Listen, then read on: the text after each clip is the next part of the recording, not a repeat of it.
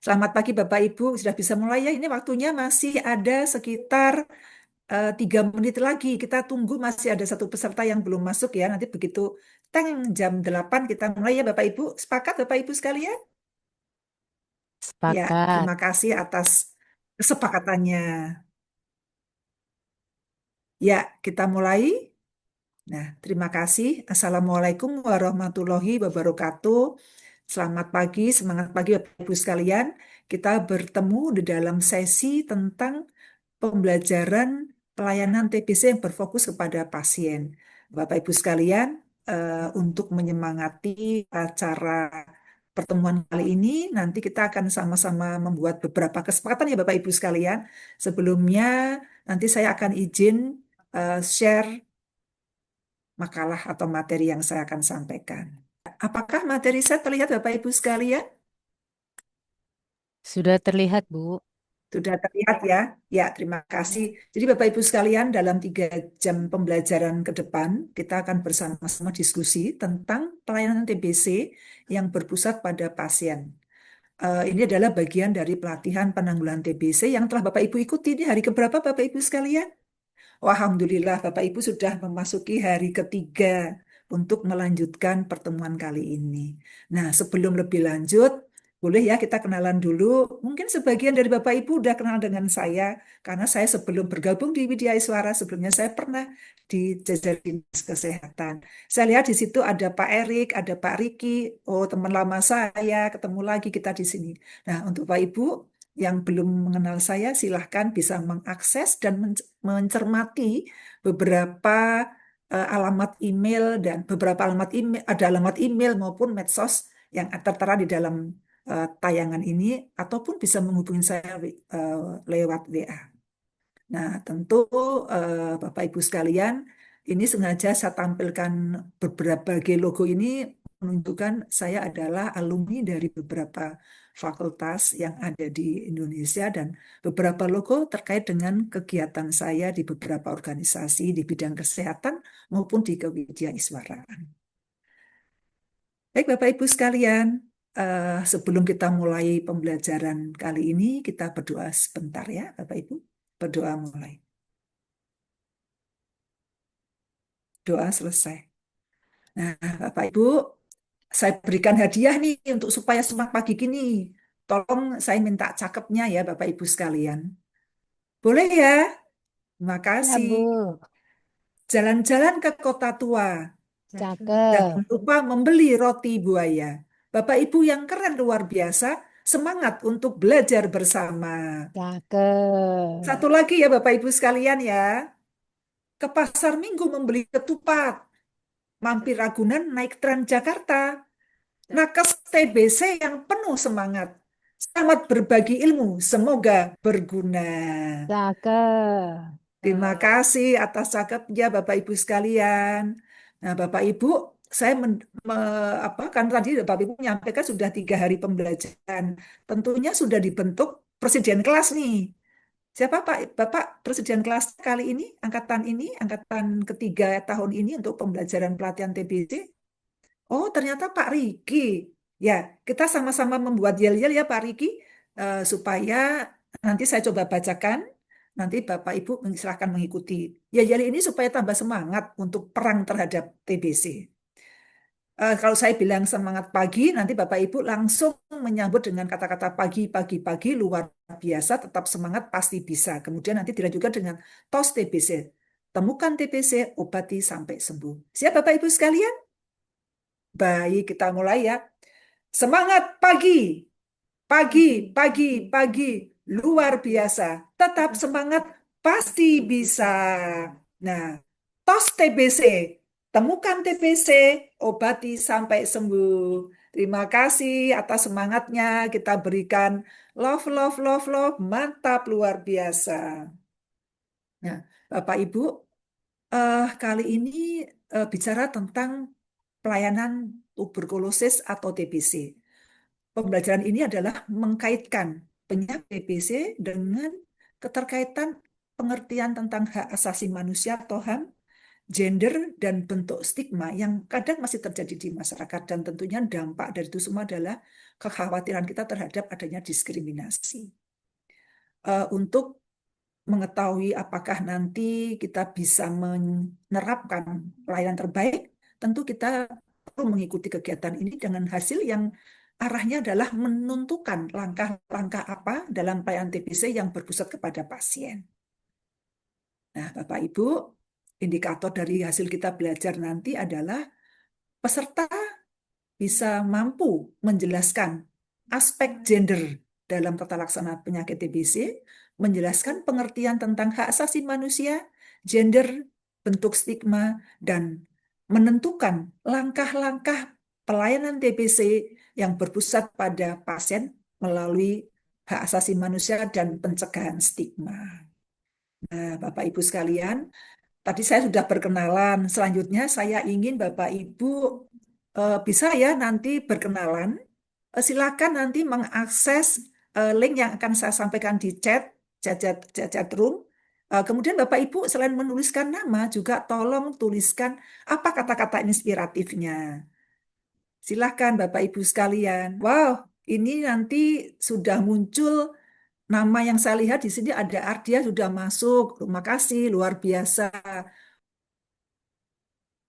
Terima kasih Bapak Ibu, Alhamdulillah dari 30 peserta sudah ada, sekarang tambah lagi nih, 20 peserta telah memasukkan masukan-masukannya terkait dengan apa harapan. Semuanya berharap bahwa tidak ada lagi diskriminasi dalam pembelajaran atau pelayanan TBC di kemudian hari. Luar biasa Bapak Ibu, mantul, mantap, betul.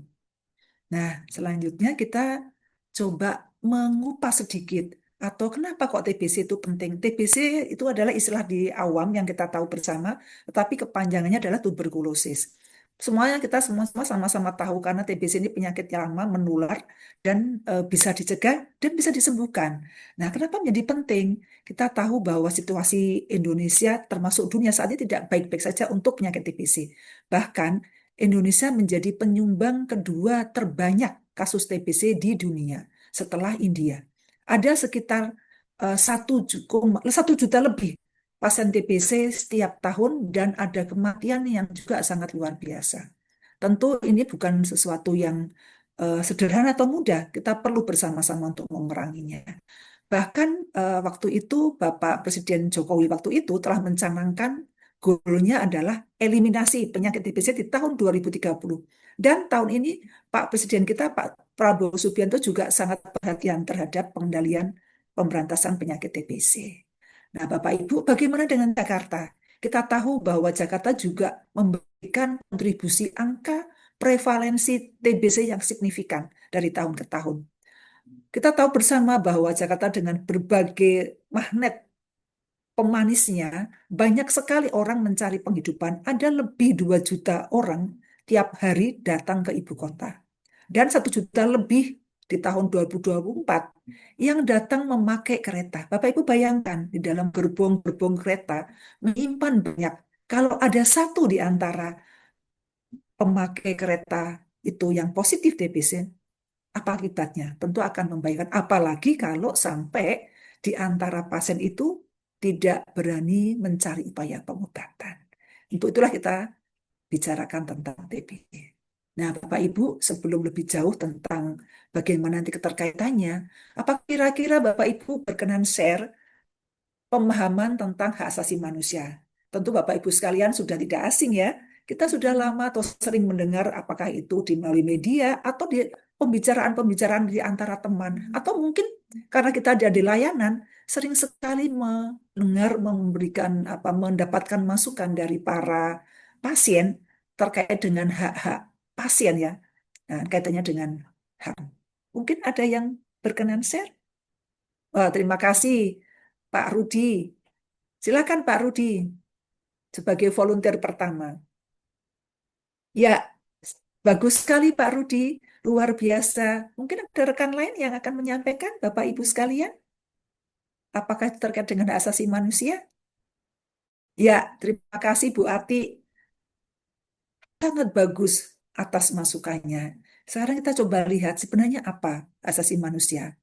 ada aturan undang-undang yang telah betul-betul secara jelas mengatur tentang apa itu HAM atau hak asasi manusia, di mana setiap warga, setiap manusia, setiap individu mempunyai hak yang sama, mempunyai akses yang sama untuk mendapatkan kesempatan, termasuk dalam hal layanan kesehatan. Mungkin Bapak Ibu nanti bisa lebih jauh mempelajarinya di dalam Undang-Undang Nomor 39 tentang HAM itu sendiri, di mana sebagai makhluk Tuhan kita wajib saling menghormati untuk bisa dilindungi oleh negara demi menjaga kehormatan serta perlindungan terhadap martabat manusia. HAM juga ada di dalam di tingkat global, Universal Declaration tentang Human Rights mengatakan bahwa setiap orang hidup berhak secara setara untuk mendapat perlakuan yang sama dan bermartabat. Jadi antara undang-undang dan deklarasi internasional mempunyai pemahaman yang sama. Nah, Bapak Ibu sekalian, kemudian terkait dengan hukum, kita tahu bahwa peraturan adat itu adalah suatu komponen di hukum yang komponen di dalam pemahaman hukum yang dianggap mengikat dan dikukuhkan oleh pemerintah atau melalui undang-undang atau peraturan. Hukum perlu ada untuk mengatur pergaulan hidup di masyarakat. Nanti akan banyak kaitannya antara layanan kesehatan dengan pemenuhan hak dan bisa saja pada saat kita salah langkah Bapak Ibu sekalian terhadap layanan kita akan berdampak terhadap hukum. Jadi kita harus sama-sama mengetahuinya. Nah, berikutnya adalah tentang gender. Ini seru Bapak Ibu sekalian bicara tentang gender. Meskipun masih banyak pemahaman-pemahaman yang kadang-kadang terkait dengan salah persepsi begitu ya terhadap gender dan tentang jenis kelamin. Bapak Ibu ada yang berkenan berbagi apa sebenarnya tentang gender? Ya, setuju Bapak Adi bahwa gender beda dengan jenis kelamin ya Bapak Adi ya. Nah, oh Bu Susi juga punya pendapat, silakan Bu Susi. Wow, luar biasa Bu Susi. Ya, gender terkait dengan sosial, tidak hanya masalah seksual gitu ya. Wow, semakin seru nih kita ya. Jadi kaitannya nanti TBC dengan gender sebenarnya apa begitu ya. Nah, kita coba lihat beberapa teori yang menyebutkan apa itu gender. Gender adalah sifat dari perempuan dan laki yang meliputi norma, peran, dan hubungan antar kelompok antara perempuan dan laki-laki yang dikonstruksi secara sosial. Jadi tadi masukan dari Bapak Ibu memang benar ya bahwa gender itu terkait dengan atau dikonstruksi atau dibangun atas dasar pemahaman fungsi manusia laki-laki dan perempuan sebagai makhluk sosial.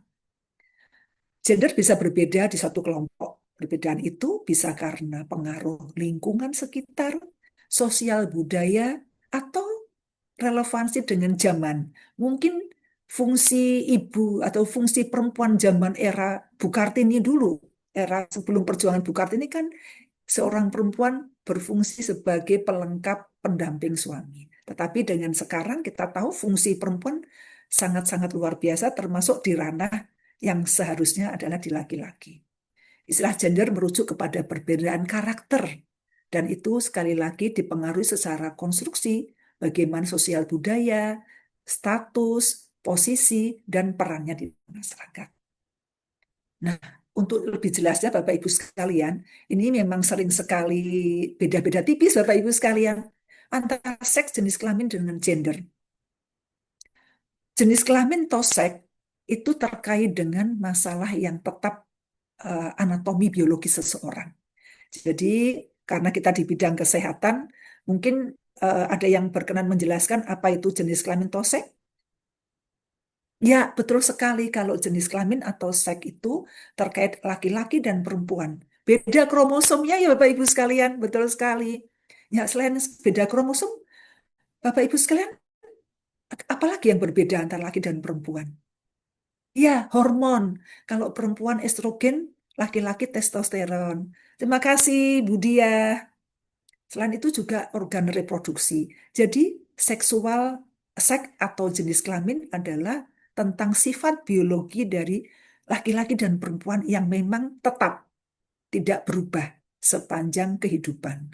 Bedanya dengan gender adalah fungsi dan peran sosialnya karena dipengaruhi oleh pemahaman bahwa seorang laki-laki adalah bicara tentang kekuatan, tentang pengambilan sikap, tentang dominan, tentang kemampuan finansial. Sedangkan perempuan, apa Bapak Ibu kira-kira? Karena kenapa ini perempuan jadi penting? Karena saya lihat tenaga kesehatan sebagian besar perempuan ya.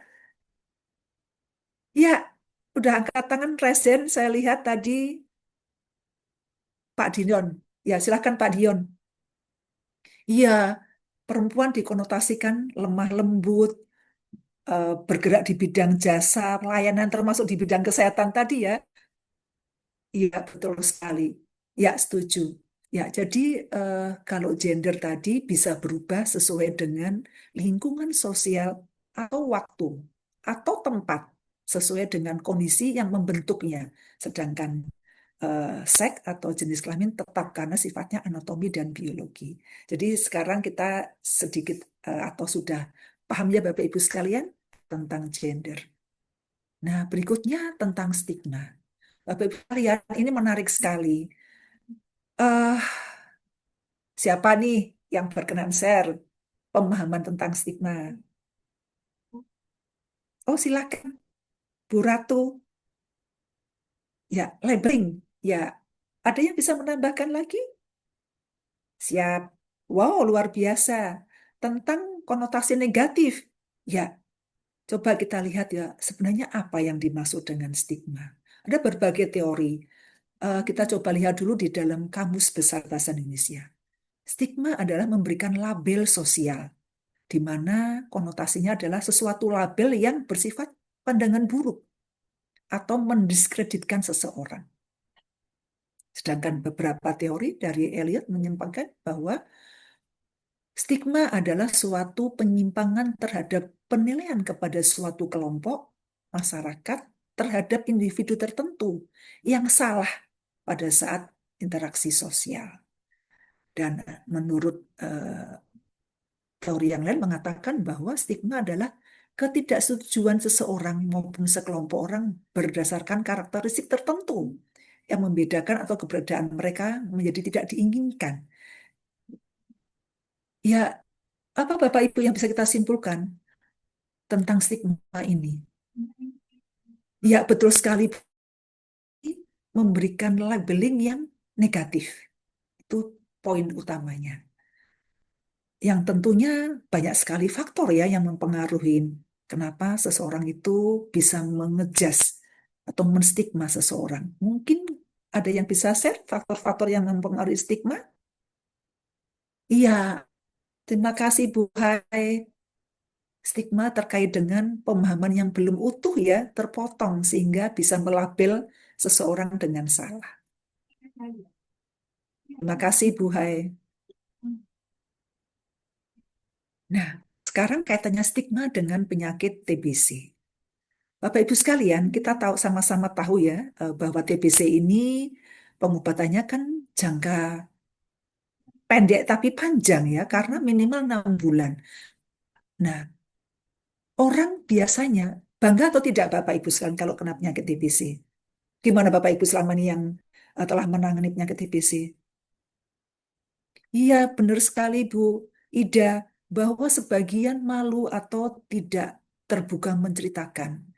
Nah, apalagi kalau terkait dengan sudah terlabeling bahwa dia berpenyakit menular, tentunya akan dijauhi.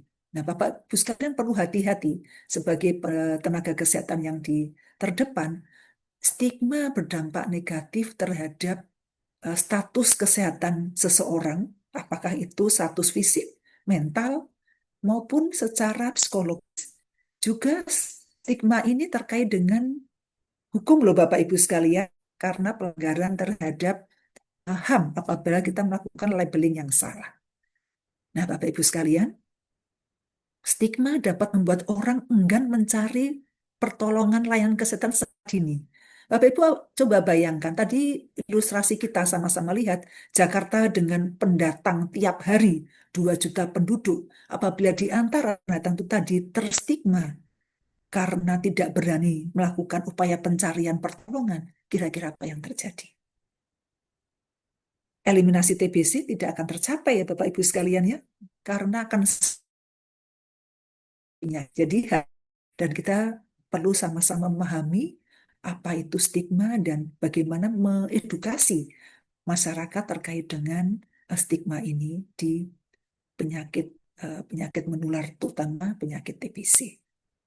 Nah, Bapak Ibu sekalian, ada berapa jenis stigma? Perlu kami sampaikan bahwa stigma ini ada berbagai aspek, bisa stigma menyangkut sosial dan keluarga, dan menganggap TBC itu sesuatu yang kotor karena penyakit menular sehingga dijauhi. Dan yang tidak kalah penting Bapak Ibu sekalian, stigma medis. Mungkin ada yang berkenan share, apa tuh sebenarnya stigma medis? Iya benar Bapak Ibu sekalian. Terima kasih Pak Yudi telah menyampaikan bahwa ternyata masih ada tenaga kesehatan, apakah itu perawat atau dokter, yang justru melakukan stigma itu sendiri, sehingga tidak memberikan layanan kesehatan.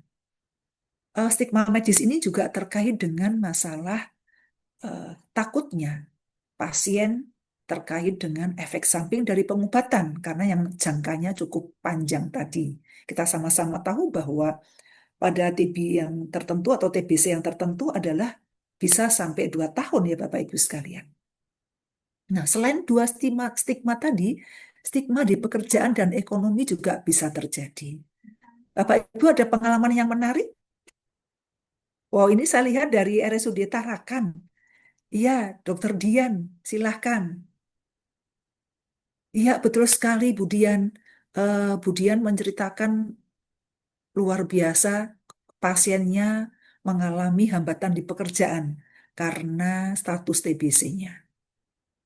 Terima kasih atas sharingnya. Nah, Bapak Ibu sekalian, tadi stigma pekerjaan dan ekonomi, kita sama-sama tahu bahwa sebenarnya sudah ada strategi nasional ya yang melibatkan berbagai institusi dinas, institusi kementerian supaya hak-hak tenaga kerja terlindungi. Namun implementasinya di lapangan ternyata masih sangat belum sesuai dengan yang kita harapkan. Nah, tugas kita bersama nih Bapak Ibu sekalian. Kemudian yang berikutnya adalah stigma psikologis. Tentu ini sangat penting apabila seseorang dipandang rendah oleh masyarakat dan dianggap sebagai orang berpenyakit. Akibatnya akan sembunyi dan tertolak oleh layanan kesehatan.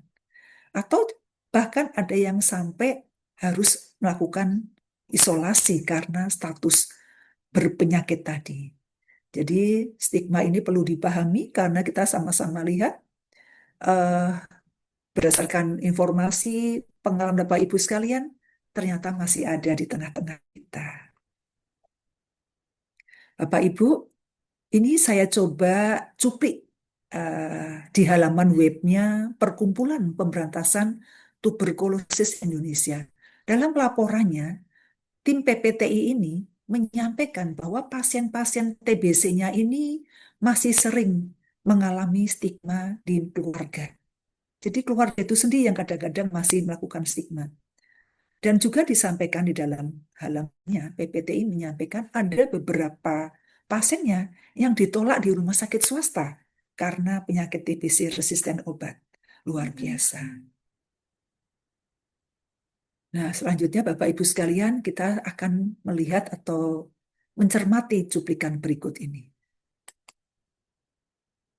Nah, ini yang perlu diluruskan ya sahabat-sahabat TB. Kalau misalkan TB itu tidak menular melalui piring atau melalui toilet, karena TB itu sebenarnya menular melalui percikan saat kita bersin atau saat kita batuk. TB itu juga sudah nggak menular sebenarnya kalau pasien TB udah diketahui dampaknya negatif. Oke, kita lanjut lagi fokus ke ceritanya. Jadi setelah itu, kepala sekolahnya terus-terusan menceritakan hal-hal buruk mengenai TB. Keponakannya yang sakit TB lah dan bilang, itu keponakan saya aja sakit TB, meninggal. Mendengar hal tersebut, ibuanya hanya terdiam. Karena menurutnya itu bukan hal yang pantas untuk dikatakan. Terlebih lagi, ibuanya merasa Anya saat ini masih dalam pengobatan TB. Bagaimana kepala sekolah itu bisa menyebutkan hal tersebut? Yang membuat Ibu Anya semakin kecewa adalah bagaimana kepala sekolah tersebut secara implisit mengatakan agar Anya mengundurkan diri. Dia mengatakan, lebih baik Anya istirahat aja dulu, atau Anya cari aja sekolah yang lain, atau Anya bisa didaftarin sekolah paket C aja dulu. Kepala sekolah ini juga menyampaikan kalau misalkan sakitnya Anya ini itu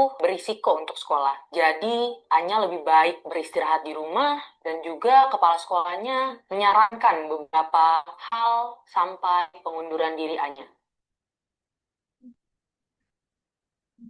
Ya, Bapak Ibu sekalian, eh, kita sama-sama udah mencermati tadi di media sosial atau di halaman webnya dari PPTI. Kemudian tadi adalah pengalaman di dalam suatu platform digital yang dirilis oleh seorang dokter tentang pasien ini namanya bukan beneran ya, kasusnya kita anggap kasus Anya yang mengalami hal-hal yang kurang pas gitu ya. Mungkin Bapak Ibu bisa ada volunteer yang akan menanggapi. Silakan. Ya, sudah resen, silakan. Eh, Pak Yudi lagi, silakan Pak Yudi. Ya, apa komentarnya nih Pak Yudi tentang tayangan tersebut? Terima kasih Pak Yudi, luar biasa. Kita berikan apresiasi untuk Pak Yudi love-nya, Bapak Ibu sekalian. Ya, siapa lagi? Oh, sudah banyak nih yang resen sekarang. Kita karena waktunya tidak cukup banyak, jadi kita batasin dua lagi saja, Bapak Ibu sekalian. Silakan selanjutnya Ibu Panca. Wow, luar biasa Bu Panca. Good. Terima kasih Bu Panca masukannya. Terakhir, ya Bu Ai ya. Sekarang Bu Ai. Silakan Bu Ai. Bu Ai dari mana? Oh, Bu Ai dari RSUD Tarakan juga ya Bu Ai ya. Iya, terima kasih. Iya Bapak Ibu sekalian. Terima kasih atas masukannya terkait dengan tayangan tadi ya bahwa ternyata benar masih ada perlakuan labeling tadi di masyarakat. Tidak hanya di masyarakat, bahkan di petugas kesehatan. Bapak Ibu sekalian, kita sama-sama tahu bahwa sudah dikeluarkan suatu pedoman strategi nasional eliminasi TBC, di mana diatur di dalam strategi kelima bahwa dibutuhkan peningkatan peran serta komunitas mitra multisektor untuk penanganan eliminasi atau penanganan TBC ini untuk menuju eliminasi. Eh, ada beberapa intervensi yang bisa kita lakukan, Bapak Ibu sekalian, terkait dengan untuk mencegah atau menyelesaikan diskriminasi terkait dengan gender, HAM, dan stigma. Intervensinya kita lakukan di populasi risiko tinggi maupun di populasi rentan. Karena tadi Bapak Ibu menyampaikan berbagai faktor yang bisa terjadi karena ketidaktahuan, tentu kira-kira apa Bapak Ibu yang perlu kita lakukan di dalam intervensi ini? Iya, setuju sekali Bapak Ibu sekalian. Ternyata pemahaman tentang penyakit itu sendiri perlu menerus dilakukan ya melalui berbagai pendidikan kepada masyarakat. Kampanye tentang informasi yang benar tentang TBC. Nah, kemudian di tingkat komunitas kita sama-sama tahu bahwa di Jakarta juga itu ya Bapak Ibu saya dengar sudah terbentuk juga RW Siaga TBC ya Bapak Ibu. Iya, Satgas, dibentuk Satgas, satu tugas untuk membantu peran tenaga kesehatan dalam rangka memberikan penyadaran kepada masyarakat. Luar biasa, Bapak Ibu. Nah, ada beberapa langkah intervensi yang dilakukan oleh pemerintah pusat dan daerah. Tentu kaitannya adalah untuk meningkatkan kompetensi ya melalui berbagai pelatihan ya. Tadi yang seperti Bapak Ibu sebutkan ya pelatihan itu tidak hanya kepada masyarakat tapi juga kepada tenaga kesehatan tentang masalah gender hak asasi maupun etika medis. Kemudian sudah berbagai macam intervensi sebenarnya dilakukan oleh pemerintah. Pemerintah ini bisa pemerintah pusat, pemerintah daerah, apakah itu provinsi maupun tingkat kota, termasuk dalam rangka bagaimana layanan TBC terkait dengan jaminan di layanan kesehatan melalui skema pembayaran BPJS. Selain itu juga telah dilakukan intervensi atau kemitraan dengan berbagai mitra. Kementerian Kesehatan telah menggandeng berbagai NGO yang menyusun tentang materi atau modul terkait dengan isu-isu tentang diskriminasi, stigma, HAM, dan gender tadi. Dan juga tentunya dilakukan penguatan melalui pengembangan materi. Jadi sebenarnya sudah banyak hal yang dilakukan pemerintah dengan berkolaborasi melalui berbagai pihak. Nah, sekarang kita bicarakan apa sebenarnya aspek gender dalam tata laksana TBC. Bapak Ibu tadi sudah kita sama-sama mendengarkan masukan dari Bapak Ibu ya terkait dengan apa itu gender. WHO telah menyampaikan bahwa angka insiden atau angka kejadian TBC ternyata lebih tinggi pada laki-laki. Kira-kira apa Bapak Ibu menurut Bapak Ibu? Kenapa kok pada laki-laki lebih tinggi ya? Iya, boleh silakan yang coba satu-satu di semuanya pengen angkat tangan semua ini. Saya lihat tadi Ibu Rita belum dapat kesempatan ya. Silakan Bu Rita. Apa pendapat Ibu kenapa laki-laki lebih baik pada laki-laki dewasa? Ya, Bu Rita menyampaikan ternyata karena kemungkinan laki-laki banyak yang suka merokok ya Bu Rita ya. Bu Helena, silakan Bu Helena. Oh iya, laki-laki karena sering keluar rumah mencari pekerjaan begitu ya, sehingga banyak interaksi dengan banyak orang, sehingga lebih lebih banyak yang kena. Ya, laki-laki tadi karena gendernya adalah fungsi sosialnya dikonotasikan sebagai mencari pekerjaan, sebagai penutup atau mencari finansial yang lebih banyak lagi, sehingga kesempatan untuk keluar rumah, kesempatan untuk ketemu banyak orang jadi lebih banyak. Tadi juga merokok. Juga tadi disebutkan bahwa laki-laki ini eh, tidak telaten ya kalau harus minum obat yang jangka panjang. Atau laki-laki ini karena fungsi laki-lakinya adalah sesuatu yang sifatnya kuat, konstruktif gitu ya, konstruksi, pembangunan begitu ya, sehingga terkait dengan pelayanan, ketelatenan minum obat, kepatuhan terhadap nasihat perawat, nasihat itu kadang terabaikan. Jadi ini mungkin salah satu faktor yang menyebabkan angka pada TBC pada laki-laki lebih banyak. Namun Bapak Ibu sekalian jangan lupa bahwa di anak-anak angka justru terbanyak ditemukan pada perempuan. Mungkin kita tahu bahwa anak perempuan relatif lebih cenderung ada di dalam rumah, begitu ya. Sehingga kemungkinan untuk terpapar pasien TBC yang ada positif di dalam rumah itu juga menjadi lebih besar. Jadi ini adalah data WHO Bapak Ibu sekalian. Tentu ini penting dalam rangka nanti kita menyiapkan perencanaan dalam asuhan keperawatan misalkan. Laki-laki dengan tanda kutip, ini yang bapak-bapak nggak boleh protes ya. Laki-laki tadi dengan lebih sering ketidakpatuhan terhadap protokol pengobatan atau bagaimana melakukan pengobatan minum obat dengan rutin dan lengkap itu bisa menimbulkan masalah sehingga untuk tenaga kesehatan harus hati-hati menghitung, menganalisa dalam proses perencanaan pengobatan TBC secara individu maupun secara komunitas terkait dengan gender tadi. Nah, kemudian Bapak Ibu sekalian kita juga dalam hal untuk supaya tidak melanggar HAM. Tentu saya yakin Bapak Ibu masih hafal etika keperawatan, etika medis, bahwa pada prinsipnya apa Bapak Ibu sekalian di dalam etika medis dan etika keperawatan, perlakuan kita terhadap seorang pasien. Silakan Bapak. Nah, ini gantian ya, yang resen juga udah banyak nih, karena semuanya adalah, ada saya lihat ada perawat, ada bidan, ada apoteker, ada dokter, semuanya punya etika sesuai dengan profesinya ya. Yang belum dapat giliran, wah kita bergerak ke apoteker ya. Coba Bu Ani silakan pendapatnya. Iya, setuju sekali. Bagus Bu Ani. Apoteker sudah. Nah sekarang kita, oh pesertanya dokter spesialis ya. Silakan Dokter Agung. Iya, ya Bapak Ibu sekalian. Pasien TBC tentunya sama dengan pasien-pasien yang lain, sama dengan manusia yang lain, bahwa mereka, beliau-beliau ini perlu mendapatkan perlakuan yang sama, sebagaimana kita ingin diperlakukan, menghormati nilai, kepercayaan, dan kebutuhan. Juga tentang bagaimana informasi terkini terkait dengan kondisi pasien perlu dijaga, terkait dengan etika kerahasiaan medis. Itu juga tentu menjadi sesuatu yang positif, harus terus-menerus kita laksanakan. Nah, TBC dianggap buruk tadi seperti kita sama-sama simak, masih ada perlakuan yang kurang tepat gitu ya Bapak Ibu sekalian.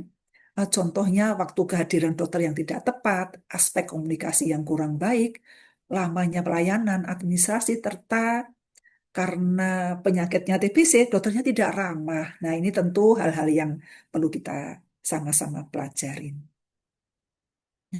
Bapak Ibu sekalian, terkait dengan HAM, tentu tadi sudah disampaikan oleh Bu Lucy ya di depan ya, bahwa kesetaraan.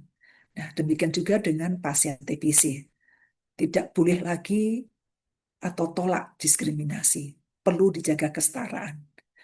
Nah, karena TBC melibatkan jangka waktu pengobatan yang panjang, bahkan sampai 2 tahun ya Bapak Ibu sekalian, tentu dibutuhkan partisipasi pasien untuk merumuskan bersama bagaimana asuhan keperawatan.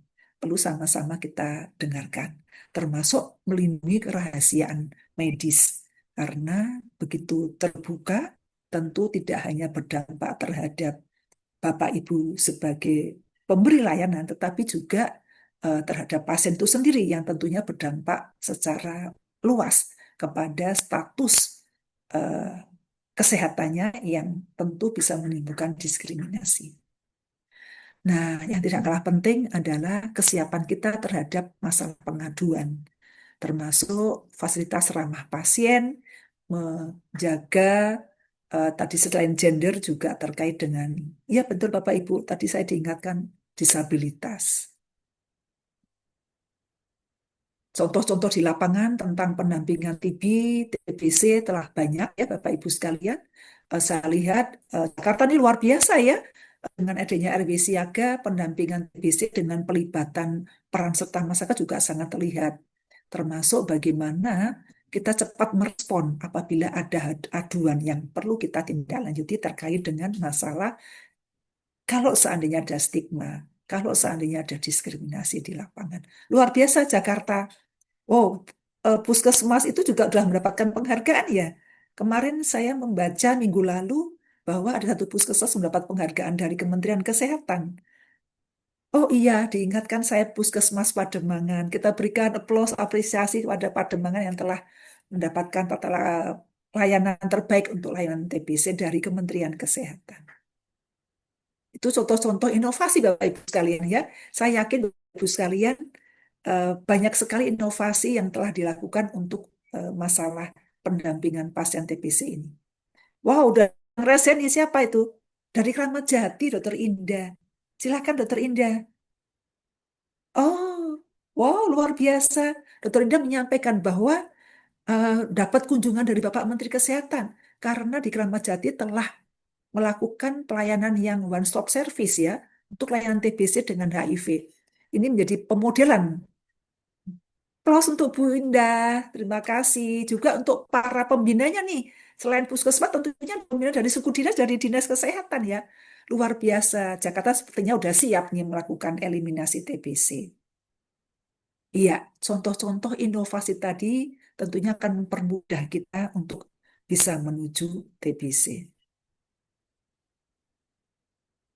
Bapak Ibu sekalian, tentu ada beberapa dampak positif yang perlu kita cermati atau kita kita perhatikan apabila kita memutuskan terkait dengan pelayanan yang berpusat kepada pasien. Pertama, karena TBC adalah penyakitnya perlu pengobatan minimal 6 bulan, bahkan sampai 2 tahun, adalah meningkatkan kepatuhan berobat. Yang kedua, tentunya kita tidak ingin terjadi angka putus berobat ya, yang berakibat kepada kematian. Yang ketiga, dengan adanya pelayanan yang berpusat kepada pasien, mengurangi stigma dan diskriminasi di masyarakat yang ujungnya tentu akan mempercepat eliminasi TBC dan meningkatkan status kesehatan masyarakat. Nah, Bapak Ibu sekalian, yang tidak kalah penting membangun kepercayaan antara pasien dan fasilitas layanan kesehatan di mana Bapak Ibu bekerja. Itu sesuatu yang juga tentunya penting. TBC tidak mungkin disembuhkan atau ditangani oleh sendirian kesehatan. Tentu perlu dikolaborasikan selain antara tenaga kesehatan dengan masyarakat atau keluarga pasien, juga tentunya menggandeng para komunitas penyintas atau kepada media sosial, berbagai organisasi profesi di luar kesehatan, atau bahkan lintas sektor dan bisa lintas dunia ya, karena TBC ini sudah menjadi isu global. Saya kemarin sempat mendengar nih, Kementerian Kesehatan ya di tingkat pusat ya mendapatkan apresiasi untuk memaparkan keberhasilan, salah satu keberhasilan TBC dalam hal rumah sehat dengan RW siaganya. Nah, Bapak Ibu sekalian, saatnya kita penugasan. Pak Presiden, sudah ada kelompokkah di kelas kita? Ya, terima kasih atas infonya. Kita memakai kelas kelompok yang ada ya, Pak Presiden. Jadi sudah terbentuk 6 kelompok. Nah, Bapak Ibu sekalian, eh, 6 kelompok nanti, mohon maaf, sudah terbentuk 5 kelompok, masing-masing kelompok 6 orang. Silakan nanti diskusi di breakout room masing-masing sekitar 25 menit. Eh, ada, saya bagikan di dalam chat room, 2 studi kasus. Jadi per kelompok akan mendiskusikan 2 kasus masing-masing. Selesai diskusi akan dipresentasikan oleh masing-masing kelompok dan pada saat satu kelompok presentasi, kelompok yang lain silakan memberikan tanggapan. Nanti juga ditunjuk ya, silakan siapa moderatornya untuk jalannya diskusi yang lebih lancar lagi. Demikian ya Bapak Ibu sekalian, cukup jelas? Ada pertanyaan? Ya, semuanya sudah jelas. Silakan lihat di chat room masing-masing, lihat di chat room studi kasusnya dan silakan ke breakout room sesuai dengan kelompoknya masing-masing. Selamat bekerja. Ya, Bapak Ibu sekalian, kita sudah kembali lagi nih. Tadi sudah selama 25 menit diskusi, semua kelompok sudah masuk ya, Pak Presiden ya. Iya. Bapak Ibu, karena kita waktunya ternyata sangat terbatas, kita akan putuskan gimana Bapak Ibu? 3 kelompok, setuju? Oke, setuju ya. Silakan siapa yang telah siap untuk memaparkan hasil diskusinya? Oh, kelompok 5. Silakan kelompok 5. Siapa pemaparnya? Oh, silakan. Silakan Bu Nina.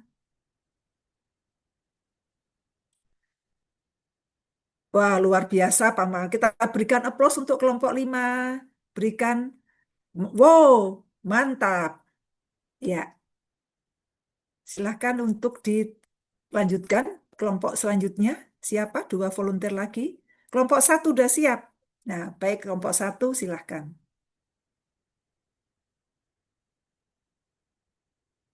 Alhamdulillah kelompok 1 sudah selesai, luar biasa. Wow, keren ya. Teman-teman luar biasa nih Bapak Ibu sekalian karena sudah banyak yang berpengalaman di bidang pelayanan penyakit TBC. Nah, satu kelompok lagi Bapak Ibu sekalian. Nah, rupanya kelompok 4 nih yang sudah raise hand. Silakan siapa kan yang pemaparnya Bu Elva silakan. Ya, kita berikan wow, mantap untuk kelompok 4. Alhamdulillah kita telah menyelesaikan diskusi 3 kelompok terkait dengan studi kasus. Studi kasus pertama tentang masalah depresi pada pasien TBC dan masalah kedua terkait dengan pasien TBC yang mengalami loss of follow-up. Jadi Bapak Ibu sekalian, tentu terkait dengan kita tadi sudah diskusikan banyak hal yang bisa kita intervensi terkait dengan 2 kasus tadi. Tadi dari hasil diskusi banyak sekali masukan ya dari Bapak Ibu sekalian yang luar biasa dengan berbagai pengalaman, apakah itu yang dari rumah sakit, dari puskesmas, bahwa pada prinsipnya pasien TB pasien TBC ingin diperlakukan seperti halnya pasien yang lain. Apabila pasien kita mengalami suatu masalah terkait dengan status atau stigma yang kebetulan terjadi di salah satu kasus tadi ya, karena harus dipisahkan dari putranya karena si istri ini positif TBC, tentu dibutuhkan edukasi kepada keluarga. Sebelum kita bergerak ke masyarakat, keluarga, pendampingan kepada keluarga pasien perlu dilakukan. Sangat bagus sekali Bapak Ibu sekalian telah mengambil poin-poin penting dalam hal diskusi tadi. Mungkin akan ada yang perlu klarifikasi atau tambahan Bapak Ibu sekalian dari dua eh, kasus tadi. Satu terkait dengan masalah bagaimana menangani langkah-langkah pasien TBC yang mengalami depresi dan perlakuan petugas kita sebagai petugas seperti apa, langkah yang harus kita tetapkan. Yang kedua terkait dengan pasien TBC yang mengalami putus berobat. Nah, tentu menarik sekali ya Bapak Ibu sekalian. Iya, terima kasih. Nanti eh, masukannya silahkan kalau yang mau menyampaikan bisa reset. Ya, Burita udah siap. Ya, silakan Burita. Wow, luar biasa Burita, sangat melengkapkan terhadap eh, diskusi yang tiga kelompok tadi. Pak Gino, silakan Pak Gino yang resen. Saya urutin ya yang terlihat dari layar saya. Oh, Pak Gino menekankan tentang pentingnya pendampingan kepada bukan hanya kepada pasien tapi juga kepada keluarga pasien. Termasuk tadi investigasi kontak Pak Gino ya. Ya, ya, terima kasih Bapak Ibu sekalian. Jadi seperti yang kita sama-sama diskusikan tadi, berbagai langkah terkait dengan penanganan TBC ini tidak hanya bisa selesai di dalam satu bidang kesehatan saja, tetapi perlu melibatkan pendampingan, keterlibatan dari lintas sektor maupun lintas program. Tidak hanya pemegang program TBC. Untuk kasus-kasus depresi bisa dirujuk kepada terkait dengan tenaga psikolog karena pendampingan terhadap penguatan terhadap stigmanya. Kemudian untuk kasus follow up perlu mendapatkan informasi yang jelas sehingga pemenuhan terhadap masalah HAM-nya bisa terpenuhi dengan bagus. Luar biasa Bapak Ibu sekalian. Nah, selanjutnya kita uh, cuplikan sedikit hadiah Bapak Ibu yang telah diskusi untuk menyaksikan video berikut. Jangan pun padamu jangan.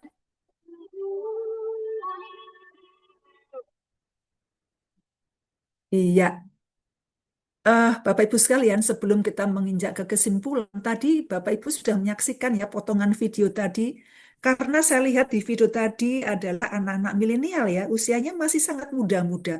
Mungkin dari para peserta nih Bapak Ibu, siapa yang dari kelompok milenial yang bisa menyikapi terhadap video pendek tadi? Iya, silakan Mbak Sari. Oh, Mbak Sari ini masih kelompok dari usia milenial ya. Silakan Mbak Sari. Betul sekali, luar biasa Mbak Sari. Jadi pada poinnya adalah jangan sembunyi untuk bisa stop TBC. Apabila kita merasa kurang nyaman dengan berbagai stigma atau mengalami diskriminasi, silakan bisa mengakses terhadap berbagai aduan dari eh, yang sudah disiapkan oleh fasilitas layanan kesehatan dan petugas kesehatan untuk bisa memberikan pendampingan selain pengobatan, perawatan, asuhan keperawatan juga menjadi penting dan bagaimana melakukan kolaborasi dan penguatan terhadap lintas sektor maupun kelompok komunitas penyintas TBC untuk menjadi volunteer pendamping dari eh, pasien-pasien kita di masa-masa yang akan datang. Luar biasa, terima kasih Mbak Sari. Nah, Bapak Ibu sekalian, eh, kita rangkuman dalam hampir 3 jam pembelajaran ini telah di pada penghujung. Silahkan Bapak Ibu, siapa yang bisa menyimpulkan atau memberikan masukan terkait dengan masalah pelayanan TBC yang berfokus pada pasien dengan memperhatikan faktor HAM, gender, dan stigma. Luar biasa Pak Agung masukannya. Berikutnya silakan yang sudah resen. Oh, Ibu Titi, silakan Bu Titi. Bu Titi ini dari Pulau Gadung, Puskesmas ya Bu Titi, dekat Rumah Sakit Persahabatan. Silakan. Ya, setuju sekali. Pendampingan psikososial dan psikologis perlu selalu ditekankan. Ya, selanjutnya Ibu Bapak, ada lagi masukan? Iya, luar biasa nih giliran Pak Presiden ini ya. Silakan Pak Presiden, Pak Sigit. Iya, Pak Presiden menyampaikan bahwa perlu kolaborasi lintas program dan lintas sektor supaya masalah stigma dan diskriminasi tidak terjadi.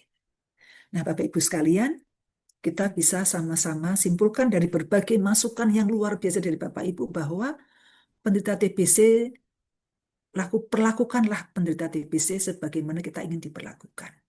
Setiap orang berhak atas perlindungan HAM yang setara bermartabat tanpa diskriminasi, begitu juga dengan pasien TBC. Kemudian kita juga perlu memastikan bahwa pasien TBC atau penderita TBC perlu mendapatkan layanan perawatan yang layak, perlindungan dari stigma, dan kemudian terhadap akses sumber daya yang ada untuk pemulihannya. Stigma dapat menyebabkan pasien TBC merasa terisolasi, enggan mencari pengobatan, dan membahayakan kehidupannya diri sendiri maupun status kesehatan masyarakat melalui berbagai penyebaran infeksi. Perbedaan gender dapat mempengaruhi pola infeksi TBC maupun perawatannya, pengobatannya, dan pencegahannya. Tentu ini terkait dengan bagaimana nanti menetapkan perencanaan untuk pengendalian TBC yang lebih baik, baik tingkat individu maupun tingkat komunitas.